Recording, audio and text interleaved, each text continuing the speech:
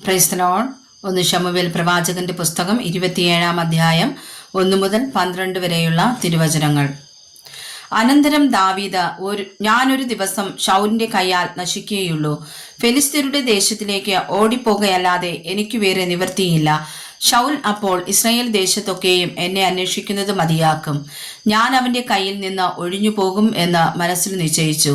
അങ്ങനെ ദാവീദ് പുറപ്പെട്ടു. താനും കൂടെയുള്ള 600 പേരും ഗത്ത് രാജാവായ മാവോക്കിന്റെ മകൻ ആഖീഷിന്റെ അടുക്കൽ ചെന്നു. ഇസ്രായേൽക്കാരത്തിയായ അഹീനോവം, നാബാലിന്റെ ഭാര്യയായിരുന്ന അബീഗയിൽ എന്നീ 2 ഭാര്യമാരുമായി ദാവീദും കുടുംബസഹിതം അവന്റെ എല്ലാ ആളുകളും ഗത്തിൽ ആഖീഷിന്റെ അടുക്കൽ പാർത്തു. ദാവീദ് ഗത്തിലേക്ക് ഓടിപ്പോയി എന്ന് ശൗലിന് അറിവ് കിട്ടി. അവൻ പിന്നെ അവനെ അന്വേഷിച്ചതുമില്ല.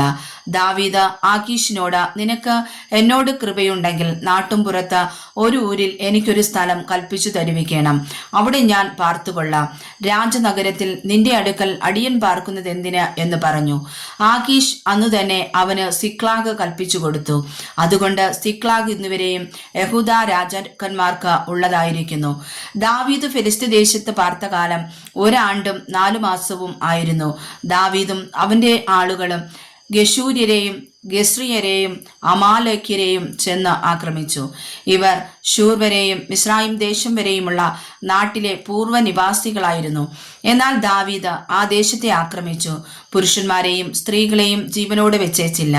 ആടുമാടുകൾ, കഴുതകൾ, ഒട്ടകങ്ങൾ, വസ്ത്രങ്ങൾ എന്നിവയൊക്കെയും അപഹരിച്ചുകൊണ്ട് അവൻ ആഖീഷിന്റെ അടുക്കൽ മടങ്ങി വന്നു.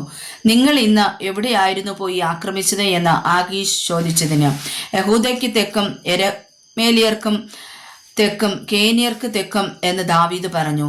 ദാവീദ് ഇങ്ങനെയൊക്കെയും ചെയ്തു.